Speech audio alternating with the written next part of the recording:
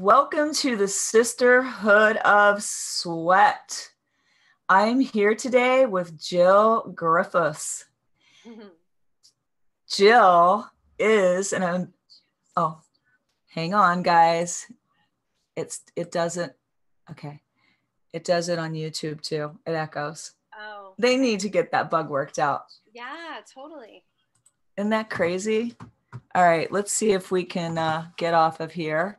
Hi, everybody that may be listening out there in YouTube land. We're just trying to get off of the YouTube channel now so it doesn't echo anymore. And hopefully this will work. All right, I think we're good. I don't hear anything crazy. Okay, it didn't sound bad on my end. Oh, okay. Well, it's actually on my end. It will repeat everything I say, and that would be like crazy making. Yeah. Okay, so I'm here today with Jill Griffith. She is an ambassador for the Spartan obstacle racing. And she's a personal trainer, a corporate personal trainer, a mom. She writes articles. She has a blog, and I love the name of her business. We Bring It Fitness. That is awesome. And I just can't wait to just dive in and talk to her and get some tips on how we can all be in great shape, whether we do obstacle racing or we're chasing 3 kids around or we're just trying to get through our day. And she is a fitness expert. She's been into this for quite some time. So you guys, this is going to be a real treat for you. I welcome Jill to the Sisterhood of Sweat. Thank you. I am actually so excited to be here and to chat and to share and to hopefully contribute to people's lives, because ultimately that's what I've done for the past 18 years, and that's what I love to do. So I'm excited to be here. Yay! Well, tell me a little bit about what brought you and, got you into fitness in the first place. When did you start, and how long have you been doing it? Sure. Well, there's kind of a funny story that goes along with that. When I was in 5th grade, I had the best teacher in the whole world. Her name was Mrs. Swenson. And Mrs. Swenson, I found out when I was in 5th grade that she was an aerobics instructor. And I really didn't know much about what it was, but she just kind of told us, well, I get to teach a class and we get together and we put on awesome music and we sweat. And I was like, well, Mrs. Swenson, will you do that for us? Will you do that for me and a couple of my friends? And she just kind of looked at me and she's like, sure, let's do it after school. And she's like, so tomorrow bring some like workout clothes that you don't mind getting all sweaty in, and let's do like a little workout class. And I was like, sweet. So me and like 5 of my girlfriends after school, we changed our clothes and we went into the gym. We did it in the big gym. And Mrs. Swenson comes out in her like adorable, totally 80s workout outfit, right? And she's in front of us and she's like, okay, we're going to do some like really fun stuff and kind of explain the class a little bit. And then she turned around, right, to turn on her music. And she had the most rockin' Jane Fonda thong on that you would ever see in your whole entire. But for 5th graders, we looked at each other in like horror. We were like, what is she wearing? Because we'd never seen a Jane Fonda thong at that moment. So that was kind of the beginning of my group fitness. Whoa. Yeah, was the Jane Fonda thong, but man, the class was awesome. And so pretty much ever since then, I have been involved in group fitness in some way. Well, I have to tell you, I started in the Jane Fonda era, and leotards were all the rage. Leg warmers. I mean, it was also the era of flash dance. So I have a little flash dance, Jane Fonda going on in the brain. And I taught how I got elected to teach was I was on a military base and I went to this workout that was the Jane Fonda workout after I had my baby. I think it was my first baby. And oh my gosh, I thought my abs died and went to heaven. I didn't think, I just thought, oh my gosh, that was so hard. And I went back to the second class determined to do my best that day. And so I just worked really hard. And at the end, the instructor came up and she's like, and you did so good today. In 6 months, I'm going to be moving to another base. Would you be interested in taking over my class? Nice. Yeah. This is the way you used to get elected to teach, you know? And so I have never said no to a challenge. So I said, yes, I'd be happy to.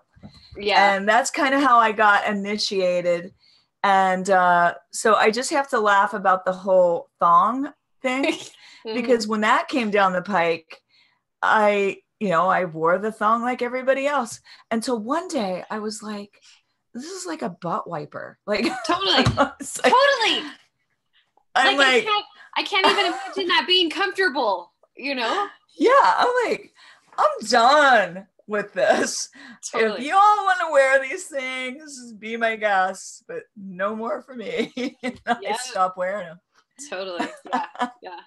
Oh man. So, yeah. The good old days. And I do remember, like, growing up, my mom would do Jane Fonda. And I remember watching. And so when Miss Winston did come out in her thong, I guess it wasn't my first exposure, but in real life, it was my first exposure because I had seen it on the videos before. So. Well, and then I just remember how excited I was when I got my first pair of Reebok tennis shoes for my birthday. I mean, like, I was like, I have the shoes, you know, and it was a lot about the outfits and being cute and all of that. And so I have to laugh because last night I was searching through all of my competition gear, which I know you do. We'll talk about that in a little bit. You do competitions and you have done them in the past. I'm looking through all my gear and I'm looking for shoes for my friend Karen Shea because we're competing at Fitness America in 2 weeks. Oh my gosh, crazy. Yeah. That's awesome. And so I'm like, I know I have some shoes and all I can find are white Reeboks. Oh, nice. Because that's what I used to compete in. Because my choreographer would be like, no, white looks clean. You need to wear white. Yeah. So I'm like, oh my gosh, all I can find are white Reebok tennis shoes. And I have like a ton of them and they're still like in perfect shape. Yeah, I love it. So I'm like, maybe I need to take those somewhere. Are they the high tops with like the Velcro? Oh, I had the high tops. I had the pumps. You pump the shoe up and it blows up, right? Totally. I used to go out dancing in those and trip the light. Fantastic. Oh my gosh, that is awesome. Oh my God. So it's just great to reminisce about how fitness has evolved. What do you think? I mean, like, what trends have you kind of followed and what do you think? How has fitness evolved to where it is today? Sure. It's funny you bring up the Reebok because, back in the day I had the Reeboks too. And then Reeboks kind of went non-existent, I guess, for me. But now, like, I'm all about the Reebok. In fact, I have my Spartan shirt on. They totally sponsor Spartan and I love everything Reebok right now. Like, it's what my wardrobe is. So it's kind of funny. I've gone full circle back onto Reebok again. Well, that's awesome. I should have worn my Spartan shirt. What was I thinking? I know. Oh my gosh. Oh it's my gosh. Because every time you run a Spartan and you finish the Spartan, you get a finisher shirt. So on the back it says finisher, on the front it says Spartan. So, like, honestly, but at this point, my whole wardrobe is like, I know this is kind of bad, but I love it when my husband wears his finisher shirt. Yeah. I'm just like, that's sexy. Right. It is, right? Yeah. I'm like, I don't know what it is, but I'm just like, he's a finisher. I know. I agree. And I love to see like the finisher shirts all over because I'm like, you just automatically have a connection with someone because the races are so mentally just exciting and challenging. Yeah. It's just an instant connection. I love it. Oh my gosh. So I'm trying to think when I did my first, I think it's been probably 2 years. I did the first Spartan I ever did was the Beast. in Ohio, Cumberland, Ohio. And I did well. I placed first in my age class and in the middle of the elite racers. And I had no clue what I was doing. Seriously? So, I mean, I was like, something. Yeah, I love the sheer physicality of it and the challenge. What do you like about it, and what drew you to do this in the first place? Sure. Well, there are so many things I like and love about it, but I guess what drew me to it is I was just looking for a new challenge. Every year I kind of like to take a challenge on, and as you said before, in 2015, I did an NPC bikini competition. And when I finished that year, it was 2000, I was looking at 2016 and I was like, I need to do something different. So I just randomly pulled up the website and decided, well, I'm going to do a trifecta this year. And a trifecta is when you do a sprint Spartan, a super Spartan, and then as well a beast Spartan. And they all have different mileages and a different amount of obstacles and that type of thing. So I just signed him up and asked my husband if he wanted to do it with me. And he said yes. And so we signed up, and my first Spartan that I ever ran was the Boise, Idaho Spartan. It was the sprint Spartan. So it was about 5 miles long, about 28 obstacles or so. And it changed everything. I was totally addicted, totally hooked to playing in the mud, totally hooked to barbed wire and trying to get myself underneath it without getting all bloody. I loved everything about it. Being outside, being in the mountains, running trails, getting dirt, like just so fun. Yeah, and you know, not much has changed. I was a kid and I used to like to play and make mud pies. Right. And, you know, get dirty, run out and play, climb the trees, you know. Mm-hmm. And I just love that whole feel. I can remember an experience of the Spartan race being in North Carolina. And, you know, I worked pretty hard to get to the spot. It was gorgeous. The mountains, I'm like, oh my God, this was worth the price of admission. This is like freaking amazing. And so I totally relate to you. And the trifecta, I literally got my trifecta in 3 months' time. And I did it crazy. I did the beast, the super, then the sprint. And then you did it backwards.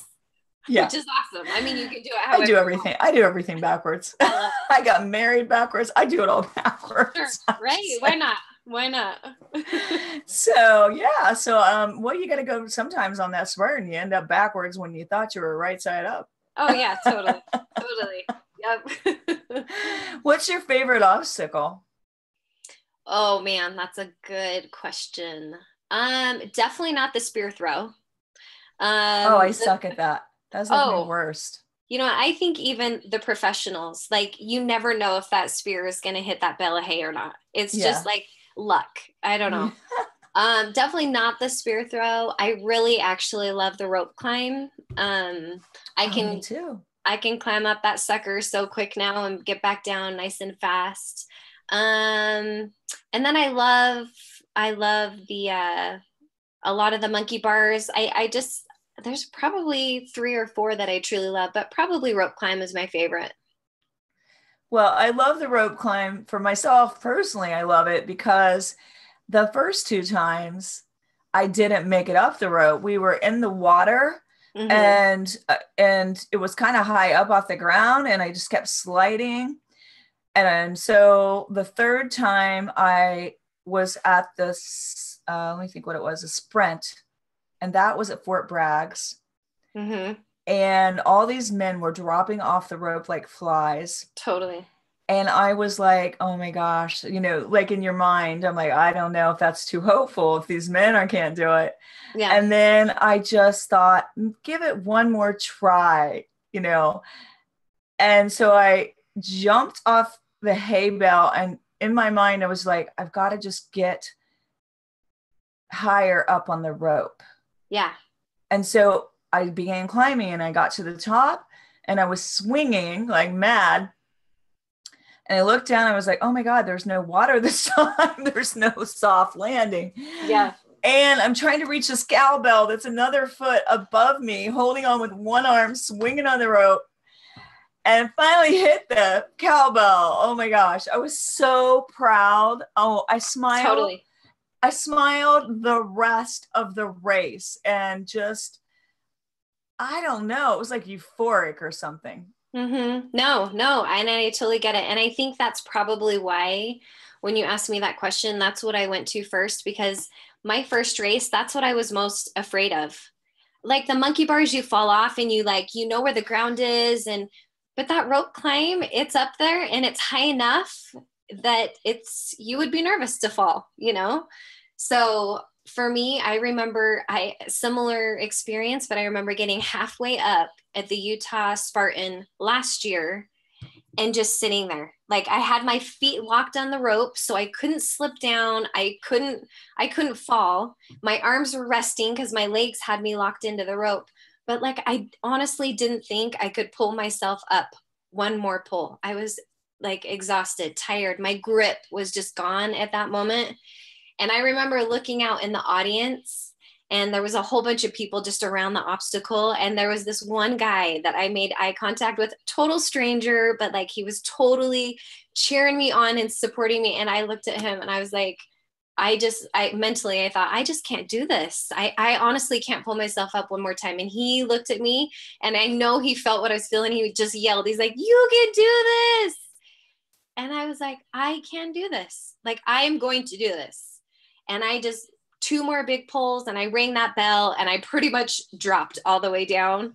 But I think maybe that's why rope climb was one of my favorites, because it was a huge hurdle for me to pull myself up that rope those first 2 races.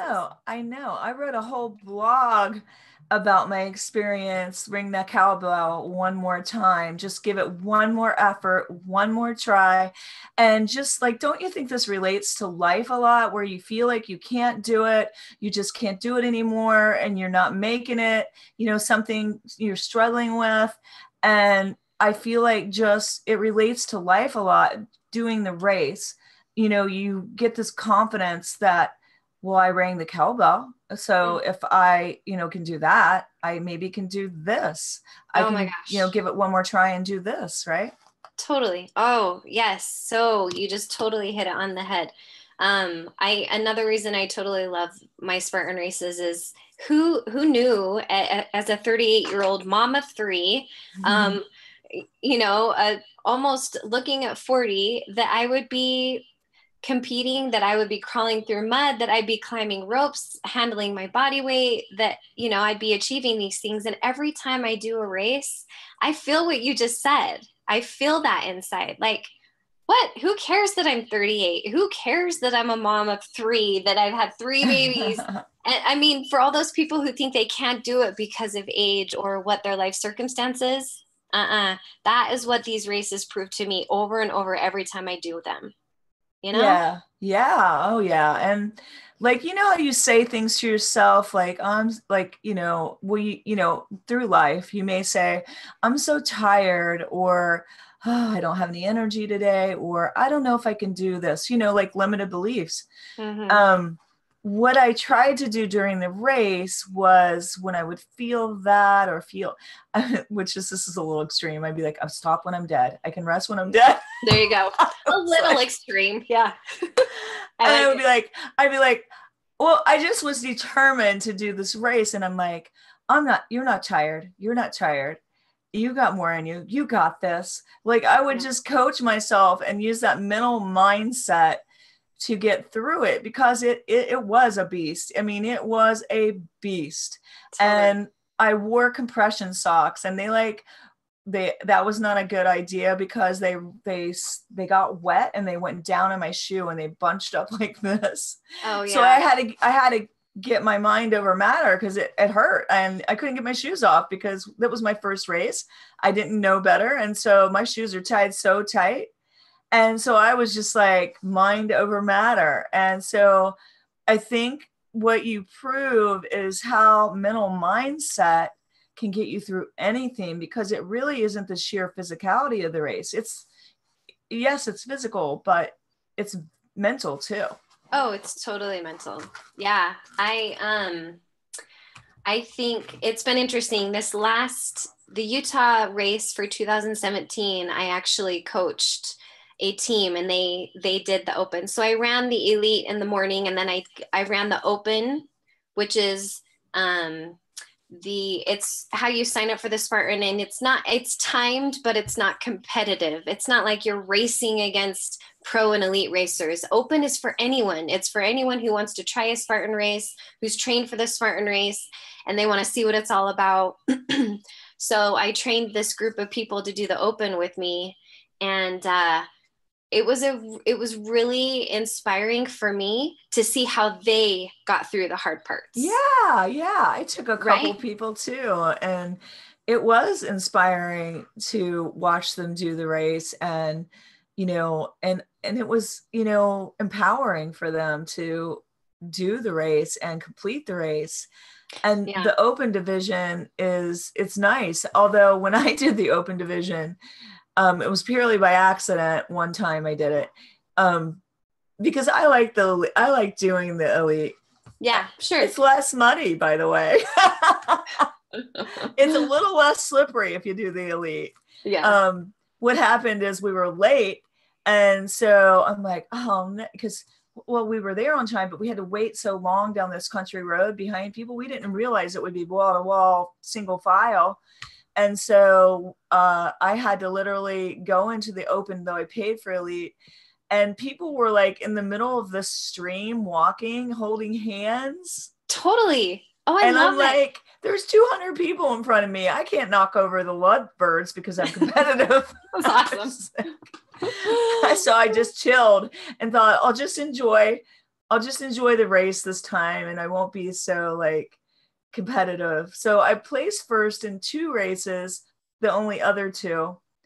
And then the one that opened, I was like, well, Oh yeah, no. Yeah, you don't even worry about it. It's actually fun because there's a lot of people who get into the open and they haven't really trained for it. They're not totally ready for that Spartan race.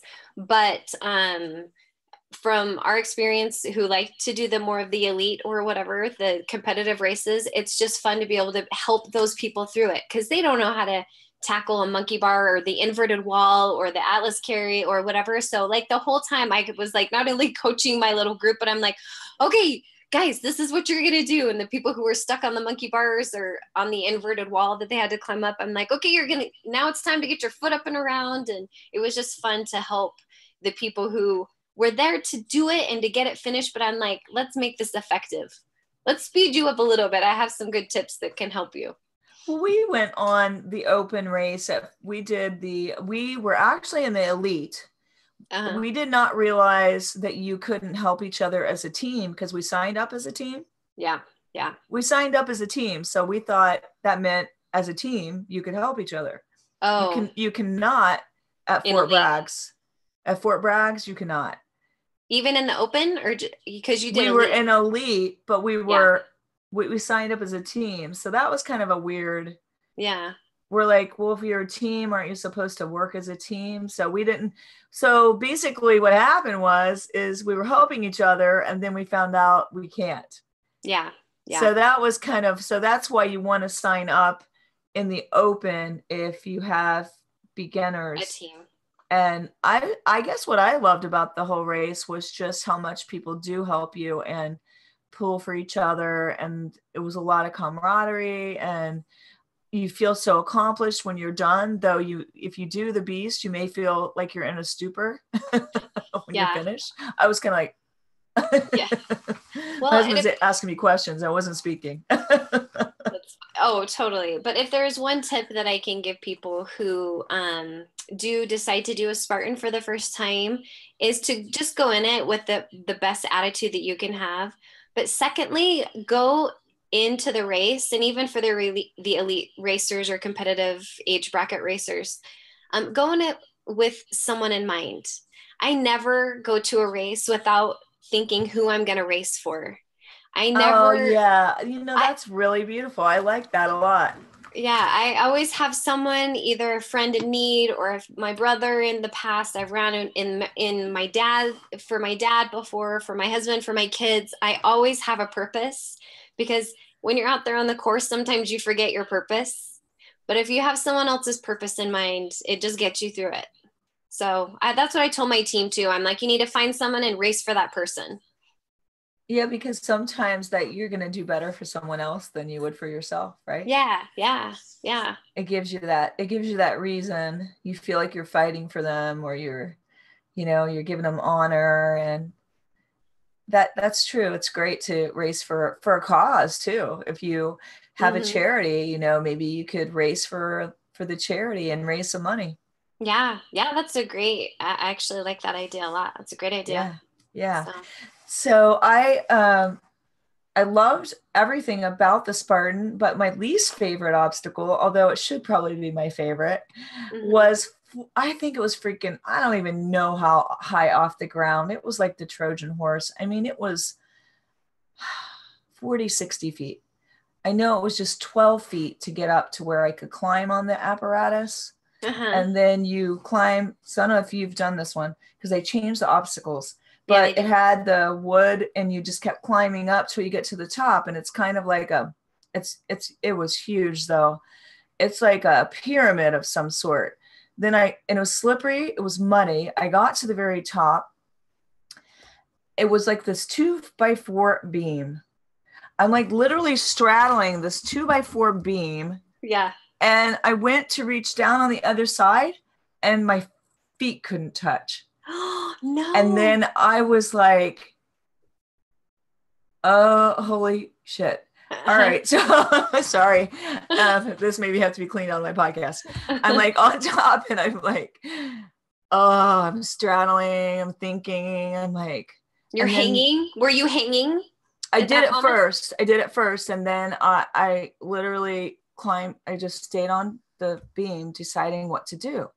And these guys came up, and they were like on each side, like to like be there. And so that gave me that mental like support, like somebody's here to help me. And then I was deciding, well, I mean, I can come back down on the side I came up, or I can go down on the other side. So then I'm like, okay, I'm going to have to hang from my hands to be able to touch that beam. Yeah. So that's what I did. And they came down on the other side, and oh my gosh, the guy's like, I saw you struggling with that. I saw your mental mindset. He's like, good job. Oh my goodness. So that was a scary one. I was just like, whoa, I didn't know I was going to have to hang from my hands to be able to touch the. Yeah. I honestly can say I don't think I've done that one, because but that one to not have your feet touch anything and to have to hang to get somewhere to let go, that would be frightening. Yeah. And so I was kind of like, okay, this one, I'm like, whoa. So I made it through that obstacle. The other one that was challenging, because I'm afraid of heights. So that was a really challenging one for me, was I don't know what it is, but almost every Spartan has it, where you have to climb up, and then you go across this lattice, but it's open, so you could drop through the middle to the ground. It's like a crisscross kind of ladder type thing, but it's over the top. Oh yeah. Okay. The Jacob's ladder, like. What is it called? I think it's the Jacob's ladder that you're talking about. Okay, so you go across that. And so I got to the center. I stayed in the center, like where I know I'm not going to fall through, like, crawling across. But I'm like, that probably, I made it across. But I mean, yeah, I was a little terrified. Yeah. Oh man. Yeah. There are a couple of them that you really have to dig deep, like I said, and you have to really just, I mean, I can think of Worlds was just this past September, and I was going across Ape Hanger, it's kind of like what you were describing, a little bit different, but it has a rope ladder, and you start up super high, and then it continues to get higher. And it's just like a loose monkey bar. Think of like a ladder monkey bar, but it's loose. It goes high to a high point and then it kind of dips back down, kind of like this shape. Okay, so you go along this and then you get to the top and then you go along. And in the bottom at Worlds was freezing cold water. I'm talking like 40-degree water. It was super cold. And that was the first time I'd ever done ape hanger, but I knew that unfortunately, like my mental mindset wasn't in the right place, because I knew that one was going to be a hard one for me. And it was. I got all the way past that first little hoop and got up to the top, and I went to reach one more time, because when you're going up and you're reaching on a monkey bar, you have to reach almost doubly, because it's not in line. It's actually up higher. The next ring is, right? So you're reaching and scooping up higher. Anyway, I got all the way to that very top part and I reached it and I grabbed, and I fell backwards on my back into the water, the freezing cold 40-degree water. And I just shot up out of the water, and water was just coming out my nose, out my eyes, but it was freezing cold. So that was my first failed obstacle, I would say, in Worlds. And it was not my last. I had quite a few failed obstacles. But at the end of the day for Worlds in September, I ended up placing 41st out of the 250 elite and pro athletes, female athletes. That's there. So impressive. So I was extremely happy with my performance, but at the same point, every failed obstacle, you get to do 30 burpees, or there was actually a couple of them at Worlds where you had to do 60 burpees if you failed them. So I didn't have to do that, but it's time consuming and exhausting. Oh, so exhausting. Yeah. Like, I mean, the time, whatever, but like to have to get up and then start running again, especially when people are coming right behind you, it's exhausting. But wow. And I would say that would cut your time down. Yeah, totally. So I tried to get all the obstacles I possibly could without not having to do burpees each time I've ever raced. And I've done fairly well with it. I love all the obstacles, except I've had those few because, of the height, although I have been getting better with that. Yeah, that's my goal for 2018 is to have a clean race. Clean race meaning don't fail any of the obstacles, hit my spear throw, hit everything. So the burpees aren't a part of my race, because if I can get rid of burpees, my time will only increase, drastically, which means my placing increases, which means I'm closer to getting on podium, which is my goal. So, well, I like to see you up there. I know. I love it. And you went from being this, I could just go on about the race forever. I still want to talk about obstacles. Totally. Because don't we have obstacles in life, right? So if you tackle the obstacles kind of like you tackle the race, you're going to overcome them and you're going to achieve things. So it's all about moving past that fear and getting, up to the top. Maybe you're afraid, you don't know what to do, and making that decision. I'm going to come down on the other side of fear.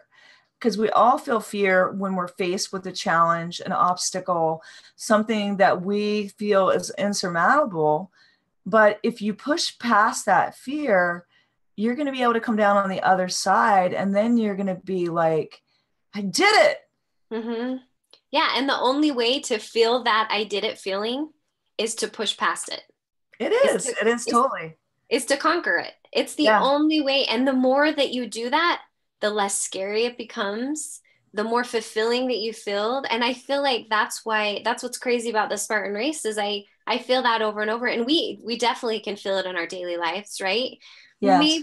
Maybe not to the same scale, but I know that when my kids achieve something that they've been working through or it's been hard for them, I see them feel that too.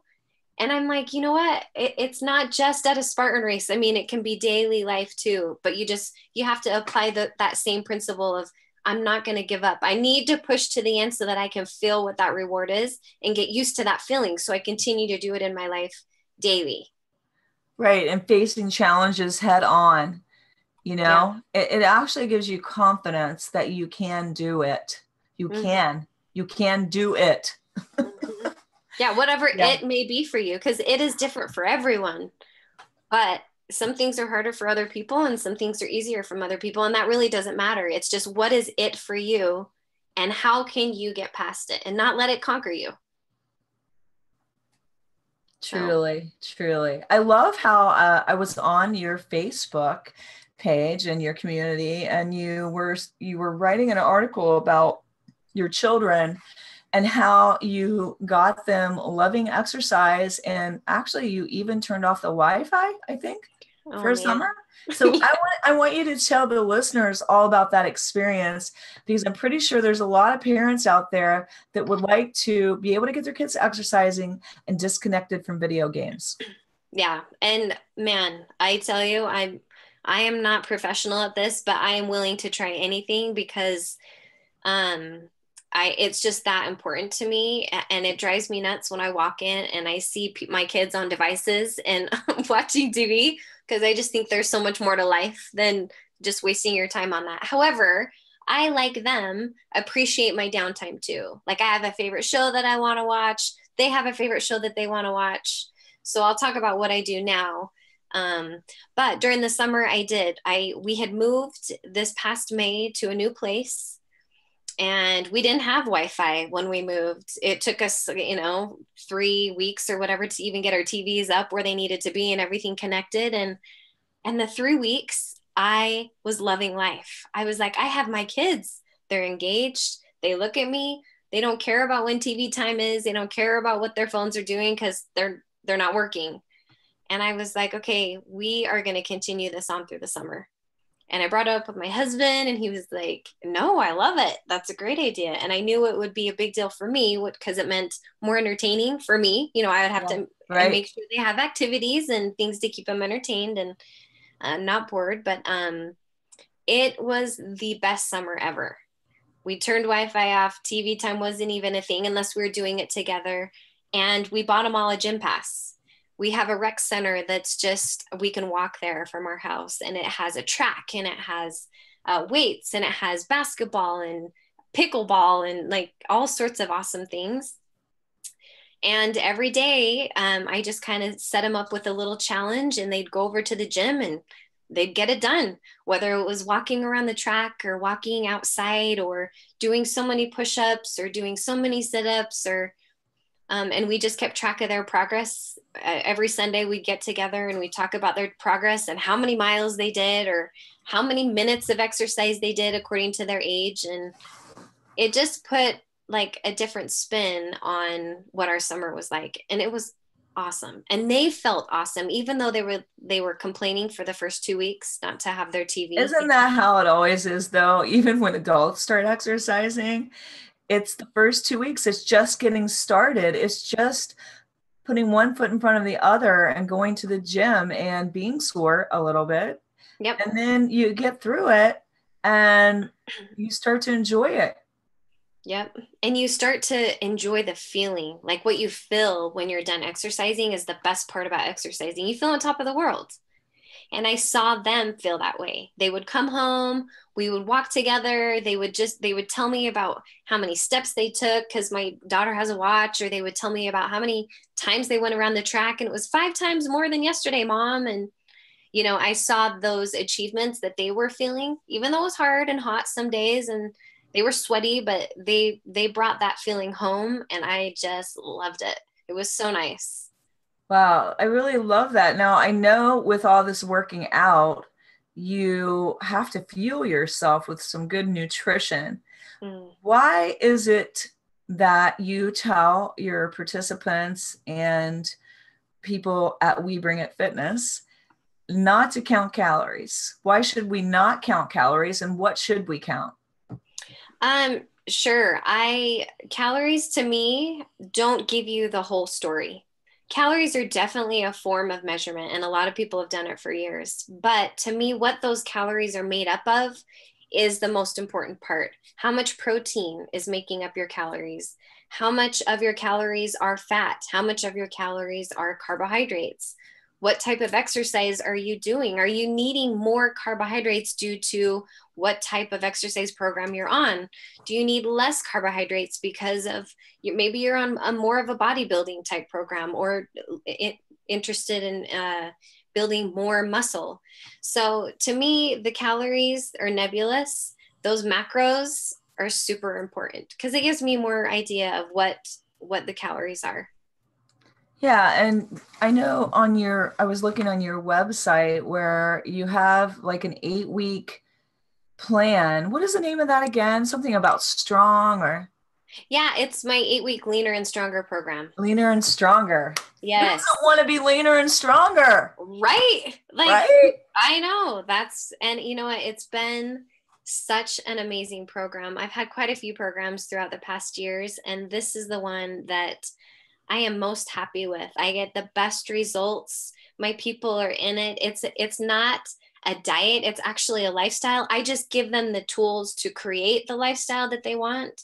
There's no foods that are off limits because it's all working with those numbers that we talked about, the protein, carbs, and fats, and then putting them together into the recipes that they already like, just maybe slightly adjusting but it's a lifestyle. When they're done with me in 8 weeks or 16 weeks or however many weeks we work together, they have tools to last the rest of their life. And to me, that is like, I mean, that when I learned the knowledge, I was like, there's no way I can keep this knowledge for me. Like everybody needs to know about this because fitness, being lean and being strong, it's not a miracle. It's not just for the people up on stage in their sparkling bikinis or their figure outfits. It's not just for them. Like it isn't. In fact, none of us woke up saying, I'm going to compete in a little bikini that like looks like a Kleenex, 2 Kleenexes. Right. Nobody said, oh, I want to wear that on stage while people judge me. I mean, like, and I turn and they're like, all looking at my butt. Nobody says that, they don't. But what happens is it's not about that. Like you think these people were born competitors. They're not. No. It's all about having a goal, and setting that goal is what drives you. Yes, it's a motivator knowing you're going to stand up in front of people in the 2 Kleenexes. Right. I mean, maybe I'm being a little bit exaggerated, but I don't think so. No, I felt like I was wearing Kleenexes. Let's be honest. It was, yeah. But I'm like, it's very much a motivator. And so is the Spartan. And so it's really a measurement too, right? Yeah. And it's having the correct tools, right? Yeah, it's having the goal. The tool and the goal. If you have the tools, you bring it together, and it doesn't mean you need to get on stage. It doesn't mean you need to even get that lean to get on stage. However, you can turn your body and sculpt your body into if you have the consistency, the patience, and the tools, you can do it. I don't care what your genetics tell you. Because I fought my genetics. You know what? It isn't about your age either. No. I mean, like, seriously, I'm 55 and I'm like amazing. Thanks. Seriously. My husband and I got my bikini. We got it in this little box. It came in the mail. Yeah. And we're opening it and I'm like, whoa, that's really tiny. And I had an off season this year, my first one in like the last 17 years. And so I'm like, he's looking at it and I'm like, he's like, is that the front or is that the back? Oh yeah. Oh yeah.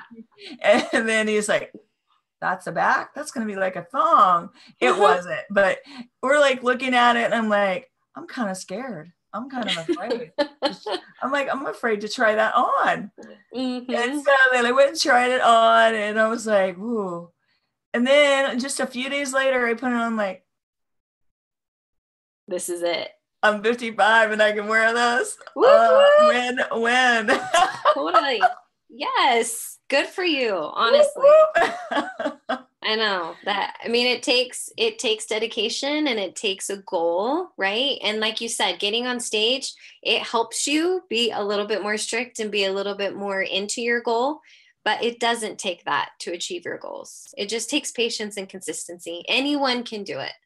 Yeah, and I don't care how frivolous this sounds. I want to be sexy at 60 in a bikini. That's my goal. Straight. That's right. So I just enjoy it. And I just think that life only comes around once, and don't be caught on the sidelines wishing you coulda, woulda, shoulda done it. whatever it is, you know, if it may not be wearing a sparkly bikini on stage, but maybe it's speaking to thousands of people. I don't know what your goals are, but whatever they are, don't sit back and wish. Get out and start taking the steps, overcome your fears. And how do you do that? By taking baby steps, you know, but you have to take steps. You can't just wish it, right? Nope. Or expect someone to do it for you, because no one's going to do it for you. Right. You need to take those steps, because your goals and anything you want to achieve. And I love that you have that mindset and that mentality, because that is how I choose to live my life. And I think when I've seen family members die of cancer, and I've seen, you know, things and tragedies, and there's so many tragedies around us all the time, that like, I refuse to live my life where a tragedy could absorb me and I would regret something every day. And that's why I think another reason I have a problem with my kids just sitting and watching TV, because I'm like, there is an amazing world out there. Like you could go build a fort right now, and who knows what you could do in that fort. You know, I just feel like every day is a gift, and we need to enjoy every single day and live it to the fullest possible, because that's where happiness is, right? When we're striving and achieving and challenging and dreaming and doing and moving, like that's where true happiness is. And then feeling alive, you know, like I took my whole entire boot camp I do it all the time on the Smokies trip, where we do a Navy SEAL obstacle course in the mountains. And we were literally on this course, and the Navy SEAL came over to me and he's like, do you think we should stop like now and go back? Cause some of, you know, and I'm like, no, my girls, you ask them, they're going to be like, no, we don't want to stop now. You know, because it was a little bit hard. It was a little challenging. Yeah. And it was looking like it was going to rain. And I'm like, no, I'm like, ask them, but I guarantee you they're not going to balk at the challenge. And so we started climbing up this mountain, this cliff on a rope, all of us. And then it began to rain and thunderstorm. And like, then there was lightning. I know this is probably not very safe. All right, so we're climbing up the side of the cliff. One of the girls fell down on the Navy, or no, he fell down on her. Oh, wow. Hello. He fell down there. He slipped down the rope, fell on her or whatever.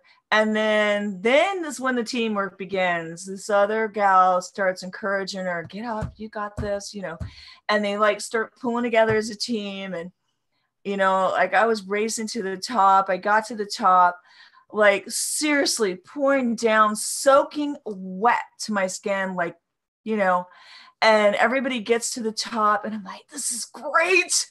I'm like, I don't know. It was like the best. Everybody says it was the best part, but it was the most scary. Like, we're all like, this is what it's, you know, I feel like I am an Navy SEAL. Totally. Oh, I love it. And that you guys did it together. That's awesome. Yeah. So it was like this bonding experience. And I can't tell you how many girls, like one girl, she was like, she really is so afraid of heights. She won't even go to a stadium and sit in the stadium because it's just so scary to her. And she made it through the entire thing.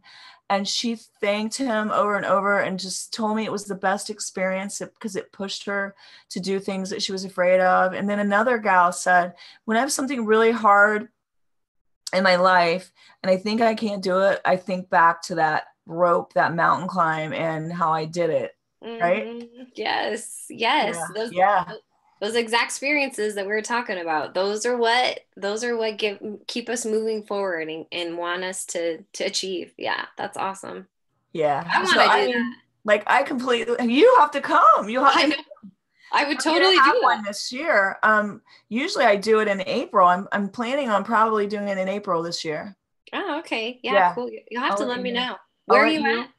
Where am I? Yeah. I am in Ohio, but it will be in the Smoky Mountains. Oh, okay. Yeah, it'll be in the Smoky Mountains. And we also do mountain biking. That's pretty cool. That's a challenge. And whitewater rafting. Fun. Maybe you could come and teach a class. I know you do Zumba and you do spinning and yeah.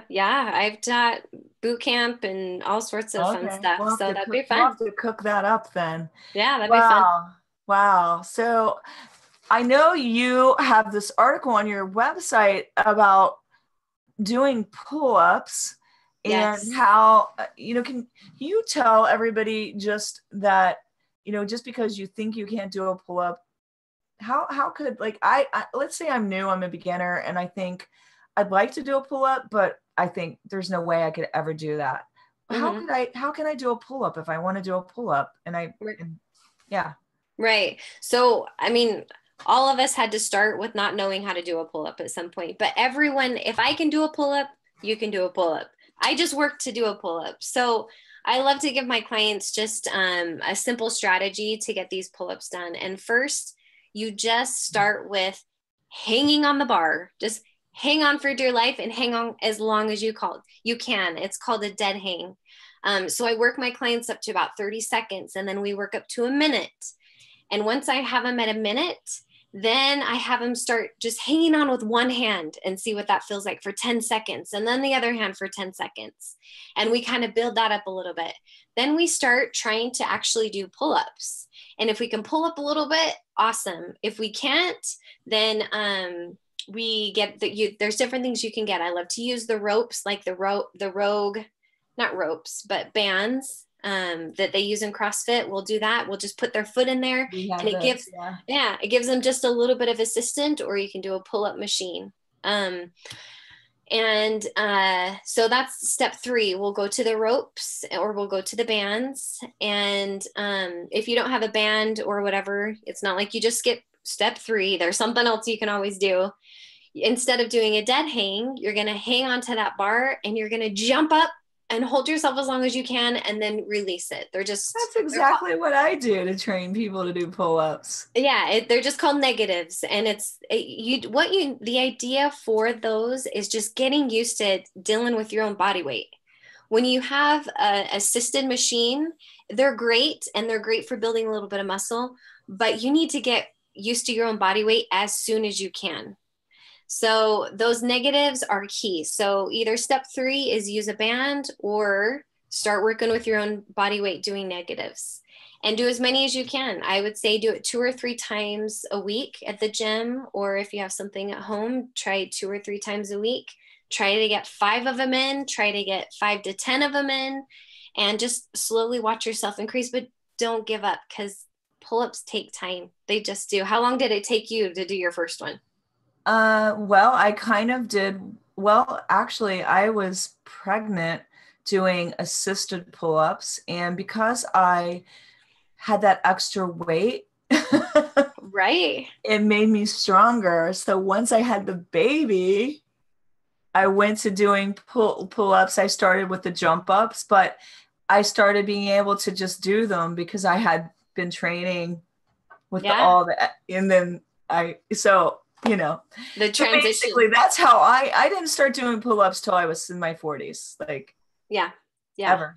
And I started in my 30s, and I started with an assisted pull-up machine, like just doing it kind of backwards instead of the reverse ones, like I said. And that's what I did, the assisted pull-up. Yeah, on the assisted pull-up, it was called the Gravitron, but basically you have that weight, and then I kept doing it at the same weight, even though I was adding baby weight. Yeah.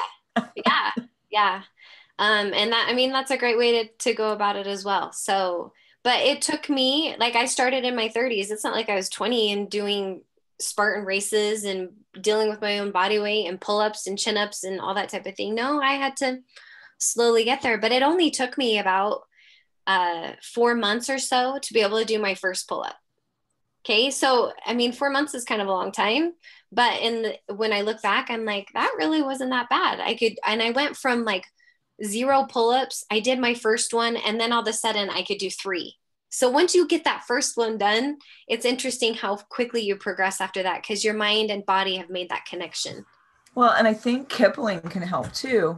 Yeah. Where you kind of rock back and forth, and just, you have to really pull with your core. which I don't think people realize. It's not just all your upper body, unless you're like, super stud and you're just like, Yeah. No, but it's a ton of core. Yeah. And the kipping I love as well because I always have them start out. I have my clients start out with a very strict pull up. Sometimes it's one and sometimes it's a half. But then we finish off our set either at 6 to 8 with a kip. And we just kip ourselves up there because at least you're still getting yourself up there and you can focus on that negative again. well, you're getting stronger. And Yeah. I have to say, I trained with Ruby Carter Pikes. She's 69-year-old pro at Fitness America, and she kicks some butt. She's amazing. And we were training at Crunch in California in LA. And she's a little stud muffin. She was just like pulling herself, like hundreds and hundreds of pull-ups with straight body form. So it isn't about your age. It's just about your technique, your desire, and then you're dedicated to doing it and trying it and progressing. It's progression, right? You have to take those steps to progress.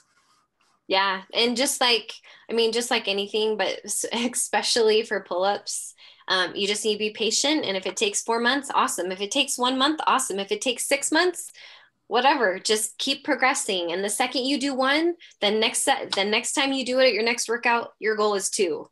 And then the next workout, your goal is 3. And pretty soon you're going to be doing 10. And and like she said, it's all about just taking 1, then 2, congratulating yourself for each thing you do.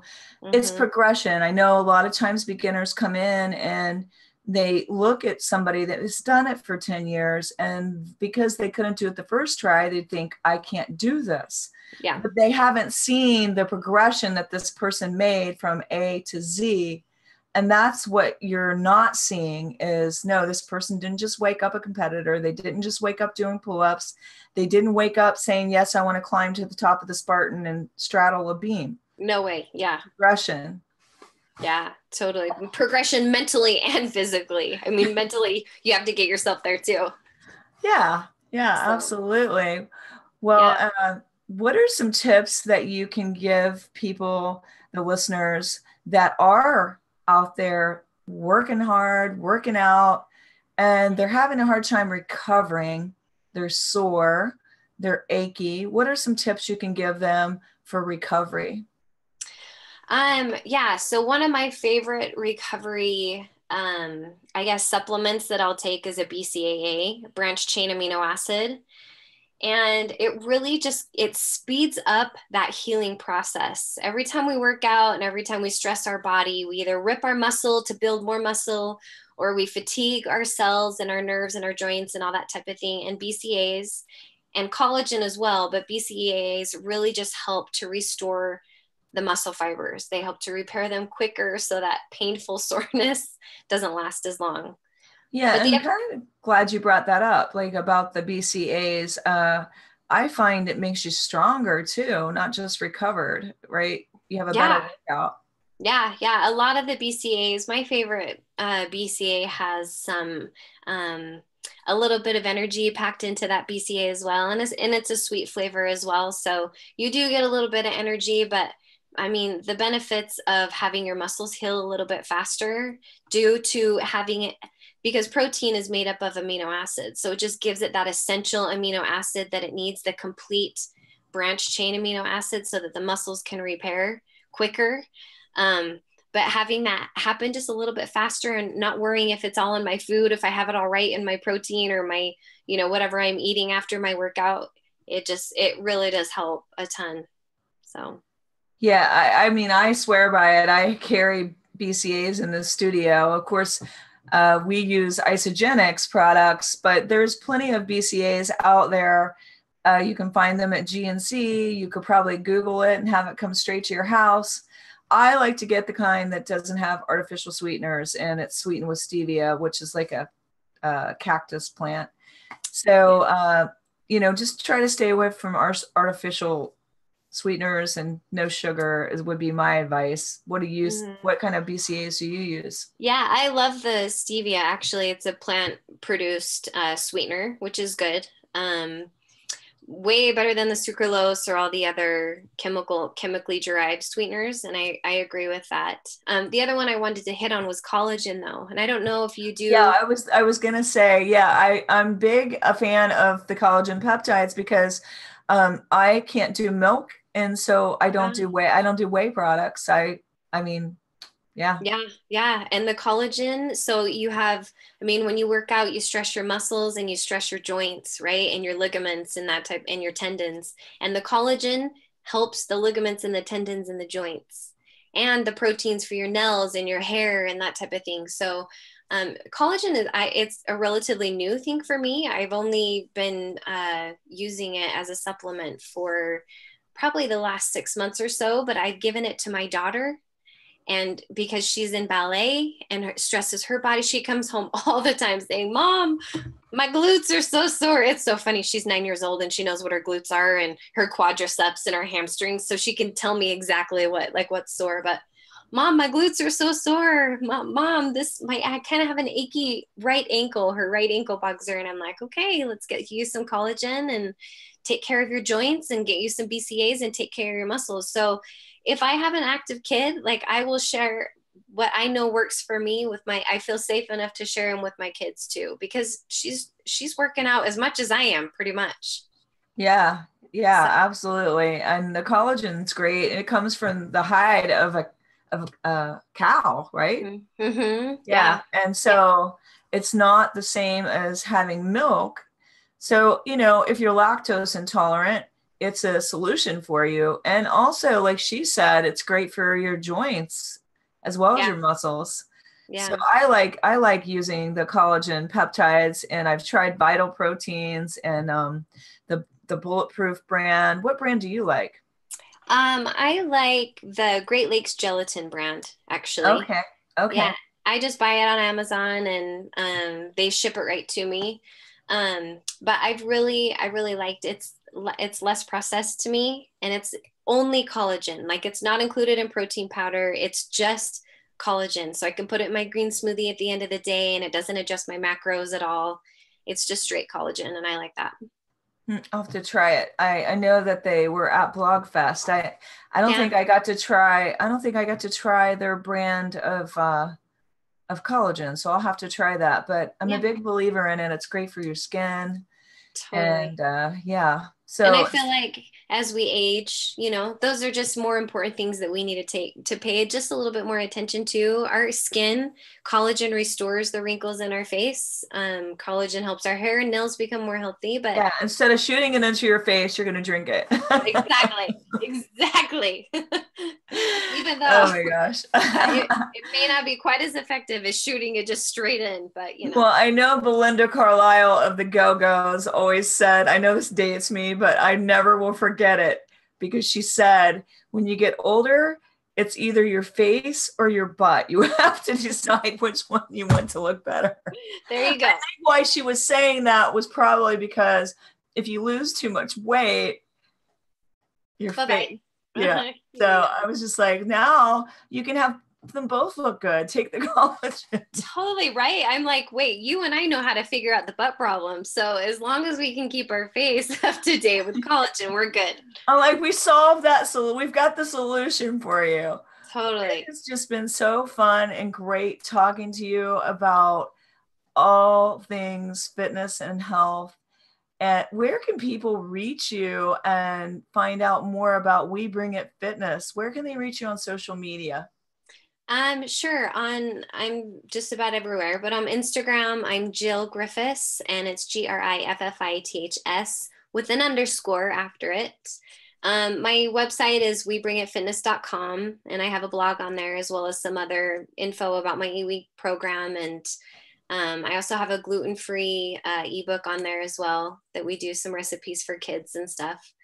On Twitter, I'm Your Trainer Jill, and Facebook, I'm just Jill Griffiths. So come find me. I'd love to chat. If anyone's interested in the Leaner and Stronger program, I'd love to give you some details about that, because I really do feel like it's a tool. It's a lifestyle tool. It's not it's not an 8-week going on vacation diet. It's a tool. So. Well, thank you so much. And you guys make sure to check out the free ebook for gluten-free children's recipes. It looks really amazing. And if you're interested in signing up for her program, check out the website. And I just thank everyone for listening. Please review this in iTunes and let us know what you thought, what your feedback is, and who's ready to sign up for a Spartan race. No. Thanks so much, guys. Yeah, thank you. And this concludes today's episode of the Sisterhood of Sweat.